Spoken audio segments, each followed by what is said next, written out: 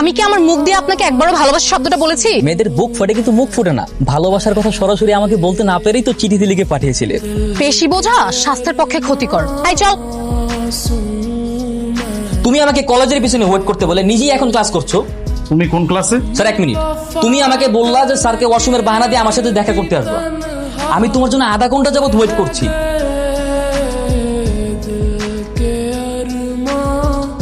কি সমস্যা আপনার? আপনার কি একটু ভয় করে না? আমি কখন বলেছি আপনাকে কলেজের পিছনে অপেক্ষা করতে? তোমাকে দেখতে ইচ্ছে করছিল তাই একটু। তাই বলে আপনি ক্লাসে সবার সামনে আমাকে গার্লফ্রেন্ডের পরিচয় দিবেন? এখন স্যার যদি প্রিন্সিপাল স্যারের রুমে গিয়ে বিচার দেয় আমার কি হবে একবারও ভেবেছেন?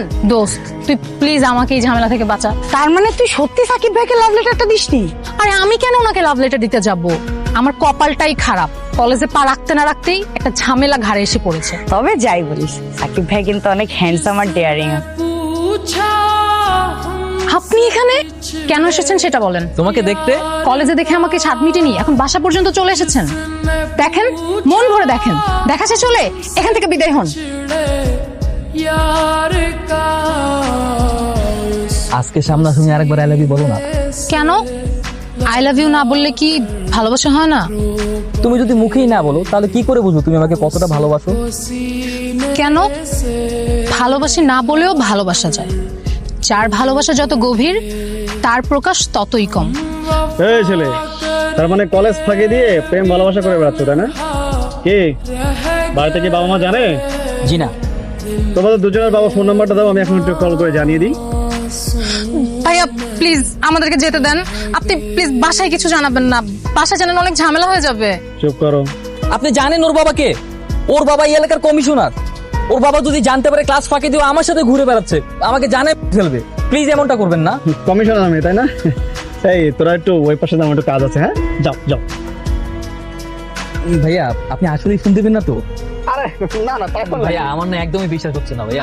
প্লিজ একটু ইনশিওর করেন। হ্যাঁ যাও যাও। আমার বাবা কমিশনার। যদি তাই না বলতাম ঠিকই বাসায় ফোন করে দিতে, সেটা ভালো হতো। গতকাল ক্লাস ফাঁকিতে কোথায় গিয়েছিলে? এটা পড়াশোনার জায়গা, প্রেম ভালোবাসা করার জায়গা না।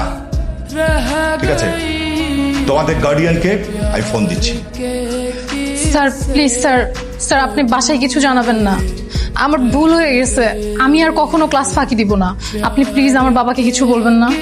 প্লিজ স্যার, আর হবে না। আচ্ছা, তোমাদেরকে আমি শেষবারের মতো সুযোগ দিচ্ছি। তুমি কলেজ ফাঁকি দিয়ে কোথায় যাচ্ছ, কি করছো সেটা জানার আমার বিন্দুমাত্র আগ্রহ নেই। শুধু একটা কথা মনে রাখবে, তোমার কারণে আমাকে যেন কখনো ছোট হতে না হয়। নাজিয়া দাঁড়াও, তুমি আমাকে ইগনোর করছো কেন? তুমি প্লিজ এখান থেকে চলে যাও, স্যার ম্যাডামরা দেখলে ঝামেলা হয়ে যাবে। তুমি স্যারের বই আমার সাথে কথা বলবো না? তুমি আমার বাবাকে চেনো না। আমার ক্লাস ফাঁকি দেওয়ার বিষয়টা স্যার বাবাকে জানিয়ে দিয়েছে। বাবা যদি আবার কোনো কমপ্লেন শুনে আমাকে আর কলেজে আসতে দিবে না। তাই বলে আমাদের সম্পর্কটা এইভাবে শেষ হয়ে যাবে? নাজিয়া আমি সত্যি সত্যি তোমাকে অনেক ভালোবাসি। আমি তোমার সাথে কথা না বলে থাকতে পারবো না। কেন? তুমি আমাকে ভালোবাসো না? তুমি পারবে আমার সাথে কথা না বলে থাকতে? চাইলে সবই সম্ভব। মানুষ বছরের পর বছর রিলেশন করেও তাদের মধ্যে ব্রেকআপ হয়।